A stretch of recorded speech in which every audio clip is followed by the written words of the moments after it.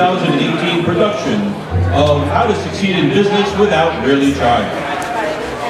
Please note that there are emergency exits located at the front and rear of the auditorium.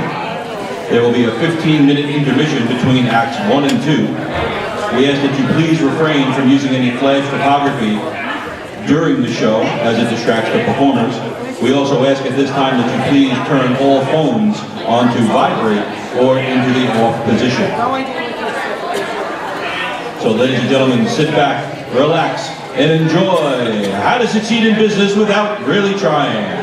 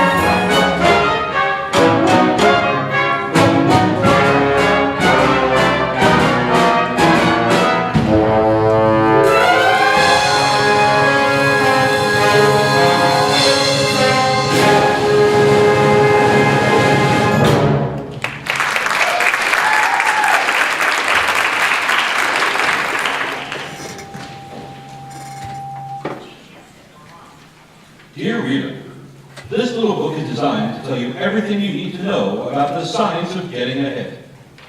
Now let's assume you are young, healthy, clear-eyed and eager, anxious to rise quickly and easily to the top of the business world. You can. I can! If you have education and intelligence and ability, so much the better. But remember that thousands have reached the top without any of these qualities. Just have courage and memorize the simple rules in the chapters that follow. If you truly wish to be among the lucky golden few, you can. I can! How to apply for a job. How to dance from the mailroom. How to sit down at a desk. How to dictate memorandums. How to develop executive style. How to commute in a 3-button suit. with that weary executive smile. This book is all that I need. How to succeed.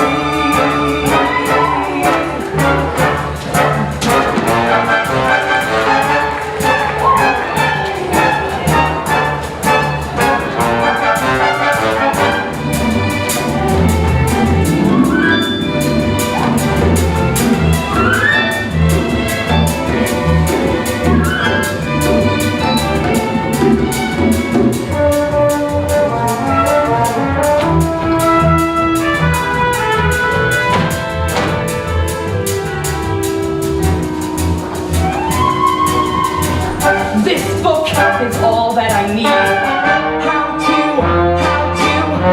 succeed. How to choose the right company. Before applying for a job, make sure you've chosen the right company. It is essential that the company be a big one. It should be at least big enough so that nobody knows exactly what anyone else is doing. Say, Joe, I got a complaint from my deals in Cleveland about that last shipment of wickets. They only got half their wickets. They ordered 300,000. I know, Mr. Getch, but you see they wanted 2-tone wickets, and we ran out. Ran out? What is this, a hot dog stand? Look, this is the Worldwide Wicket Company. We're supposed to be the largest single producer of wickets in the world. Now, take it easy, Mr. Getch. There was trouble at our eastern plant. A breakdown. Well, get on the ball. I want to keep Cleveland wicket-minded. Yes, sir. Oh, Mr. Matthews. Any news about the breakdown? Oh, I'm feeling much better. Say, Tackleberry, did you get my memo? What memo? My memo about memos. We're sending out too many memos and it's got a step. All right, I'll send out a memo. The right company. How to observe personnel. How to select whom to lunch with. How to avoid petty friends. How to begin making contacts. How to walk into a conference room with an idea, brilliant business idea that will make your expense account zoom. This book is all that I need. How to succeed.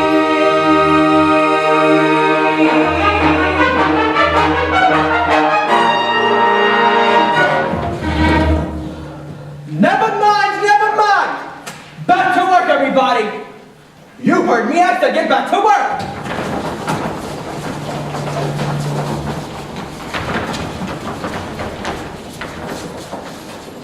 Well, I'm sorry I bumped into you, sir, but I'd like to apply for a job. A job? Do you know who I am? No, sir. I'm J.B. Bigley. I'm president of this company. That's who I am. In fact, that's who the hell I am. How dare you come to me for a job? I'm sorry, sir, but Why do you think I have a personnel man? Why do you think I have a whole damn personnel department? No, son. You bumped into the wrong man. Sorry, I know how hard it is to find a job. I've been through that sort of thing myself. Oh, thank you, miss. You're very kind. Do you mind pointing me to where the personnel office is? Personnel, it's right over there. Thank you. You're not discouraged? Of course not. I'm prepared for exactly this sort of thing. Say, my friend Smitty works in personnel. I bet she can help you. You wait here. But miss, it's not really. Where do you think you're going? To the personnel manager, sir. I'm the personnel manager, and we're not hiring anyone today. But I was just speaking to Mr. Bigley. Bigley? Yes, sir. J.B. Bigley? Yes, sir. He told me to see you. J.B. Bigley himself. You were speaking to him? Oh, yes, I just bumped into him. Ah, is he a friend of yours? Sir, I don't think a man should play on friendship to get a job. Very well put, young man. Well, just step into my office. I think we can work something out. My name's Brad. And you are? Finch, sir. Pierpont Finch. Pierpont? Say, maybe that ought to be J. Pierpont Finch. As a matter of fact, it is. All right, well, step in my office. Good God, Rosemary, you could have at least let me finish my metric, Hal. This is important to me. You have to help this guy. Where is he?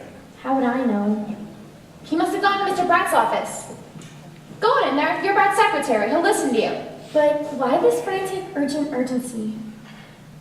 Please, Smitty, we've got to help this boy. But why? Fill me in, girl. Wherefore is this creep different from all other creeps? He's not a creep, Smitty. He has sort of noble courage, yet deep down I feel he's sort of helpless. Rosemary, your mother instinct is a big drag. Well, that's all settled. Nice to have you aboard, Finch. Oh, glad to be aboard, sir. Who is that? That's my helpless friend. Isn't he adorable? Adorable, maybe. Helpless? No. My secretary will take care of the forms and getting your particulars. Oh, this is my secretary, Miss Smith. Miss Smith, this is our new Mr. Finch. Hello there. I'm Pilkington, Rosemary Pilkington. How do you do? Smitty, will you?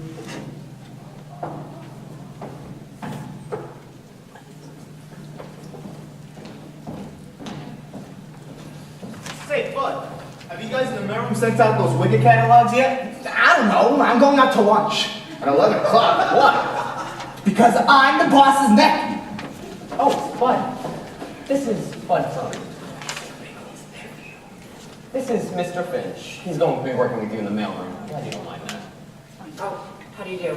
Hello, Finch. I'm Bud Frump, Mr. Bigley's nephew. How do you do? Smitty, get Mr. Finch's particulars. Yes, sir.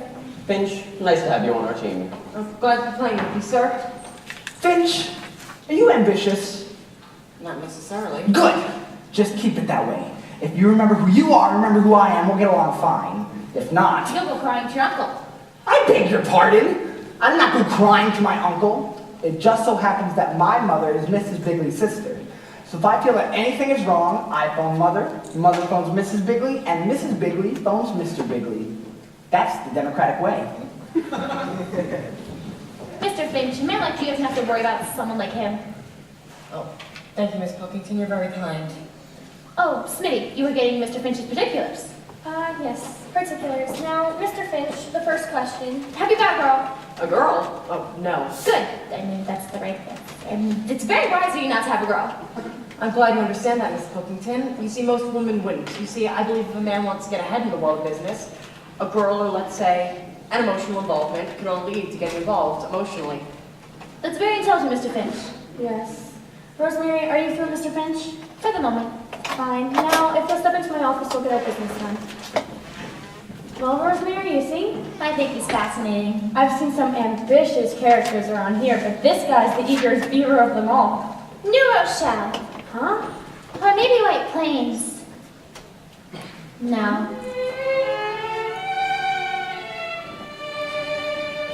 New Rochelle. What are you talking about? Rochelle. What about it? That's the place where the mansion will be for me and the darling, bright young man I've picked out for marrying me. He'll do well, I can tell. So it isn't a moment too soon to plan on my life in New Rochelle, the wife of my darling tycoon. Honey, you'll be in New Rochelle. Your darling tycoon will be here in the office. Smitty! Hey, if future Mrs. Finch is in for some lonely nights. I'm prepared for exactly that sort of thing. I'll be so happy to keep his dinner warm while he goes onward and upward. Happy to keep his dinner warm till he comes wearily home from downtown. I'll be there waiting until his mind is clear while he looks through me, right through me, waiting to say good evening, dear. I'm pregnant. What's new with you from downtown? Oh, to be loved by a man I respect, to bask in the glow of his perfectly understandable neglect. Oh,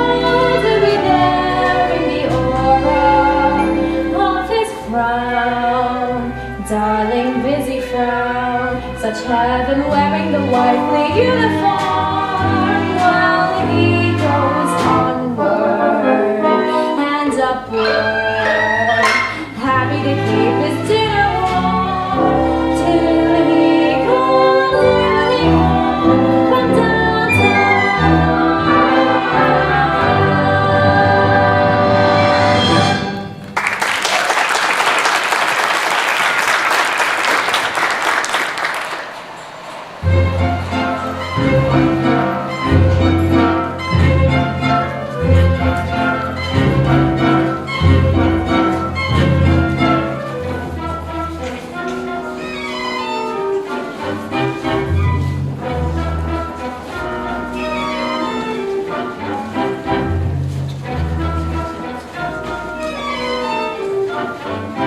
Coffee break!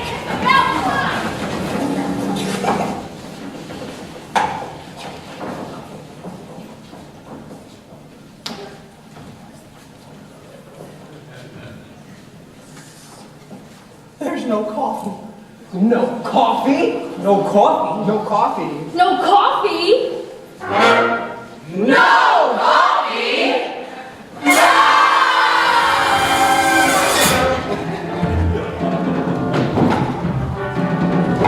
If I can't take my coffee break, my coffee break, my coffee break. If I can't take my coffee break, something within me dies. Lies down and something within me dies. If I can't make 3 daily trips where shining shrine benignly drifts and taste cardboard between my lips, something within me dies. Lies down and something within me dies. No coffee, no coffee, no coffee, no coffee, no coffee, no coffee, no coffee. That office light doesn't have to be fluorescent. I'll get no pains in the head. That office chair doesn't have to be full rubber. So if I spread,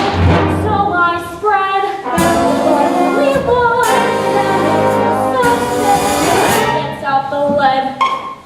Like she said, if I can't take my coffee break, my coffee break, my coffee break, if I can't take my coffee break, gone is the sense of enterprise. Oh God, and something within me dies. No coffee, no coffee, no coffee, no coffee, no coffee, no coffee, no coffee, no coffee, no coffee, no coffee.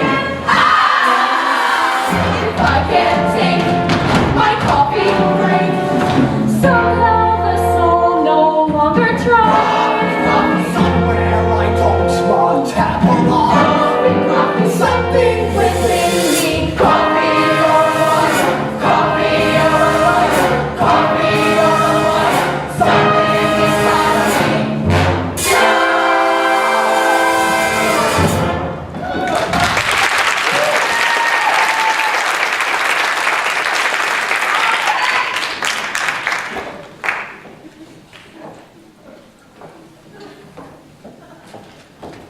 What's that?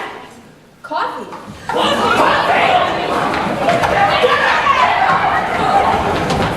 Time up!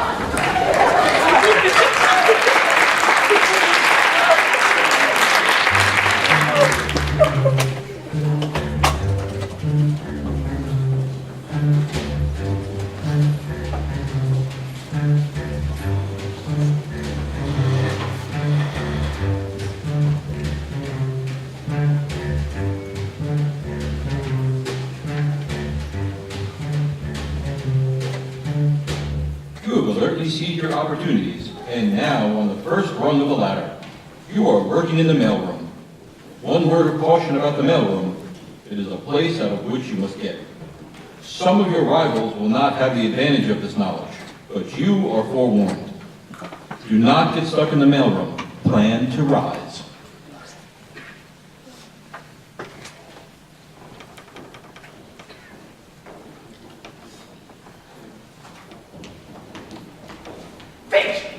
you got there? The executive mail. I'll take that. Trying to get in good on the inside, huh? I can't even take a coffee break around here. But I'm merely trying to do my job. If you have any idea of climbing the ladder around here, the view is going to get awfully monotonous. Every time you look up, you'll see the seat of my pants. That's rotten. You know Bud Frump is just jealous of you. He's trying to keep the big executives from noticing you. Thank you, Miss Pilkington. You're very kind. Please call me Rosemary. Okay, Rosemary. Now, Mr. Finch. Or call me Ponty. Okay, Ponty. The big executives will notice you. Just be patient. Patient? Do you realize I've been working here for an entire week already? I know, Ponty. I haven't forgotten. Happy anniversary. Oh, thank you, Rosemary. At least you remembered. If I were a big executive, I'd... Oh, here comes Judith Anderson. Huh? That's Miss Jones, Mr. Bigley's secretary. I better look busy, and you too. Excuse me, miss, you should be wearing this. It goes with your... hair. Young man, you just want me to have this flower? You don't know who I am? Oh, that doesn't matter. What matters is the flowers have been called out to be worn by you. Young man, I'm Miss Jones, Mr. Bigley's secretary? You can't be. I mean, you can't be. And why not? Well, from Bud Frump's description of you, I would have never. I mean, you're not a frightening person. Thank you. Well, if it's not out of place for me to say so, Miss Jones, I think you're a very attractive person, no matter what Bud Frump says. And what did you say your name was? Finch, ma'am. F-I-N-C-H. And how is it I've never seen you before? Oh, well, I'm not supposed to deliver the executive mail. That's his job. Bud Frump, F-R-U-M-P. Well, thank you for the flower. You're welcome, Miss Jones. Say, Jonesy, I'd like an appointment with the boss at around 3. I'll check on it, Milton. I'll let you know. Flowers? You got a new boyfriend, Jonesy? Actually, this flower was given to me by a very nice young man. You should know him. Finch? Yes. Finch, this is Mr. Gatch. How do you do, Mr. Gatch? Hello. Mr. Gatch would be a good man for you to know. His department is very important. Oh, I know all about Mr. Gatch. He's in charge of plans and systems and interdepartmental evaluation, also pre-promotional promotion, post-administrative research, multiple development on a multi-level level. Say, Jonesy, this is a smart one. I didn't know I did all that. Very fine man, Mr. Gatch. I hear he has an opening in his department. He does, but he hasn't found anyone to fill the position yet. Well, thank you for the flower. You're welcome, Miss Jones. Hi, Jonesy. Miss Jones. Say, Rosemary. Finch, quit goofing off. You've got to make a second delivery. Right on, buddy, oh boy. Gotta get back to work now. Thanks for the flower, Rosemary. Thanks for the flower. You gave my flower to Miss Jones. Rosemary, surely you don't begrudge an old woman a moment of happiness. Well, I suppose it is important for you to be nice to Miss Jones. Glad to understand. See you later, Rosemary. Well, Rosemary, how's it going? Oh, I don't know. He's... Smitty, what's the opposite of a sex maniac? A businessman.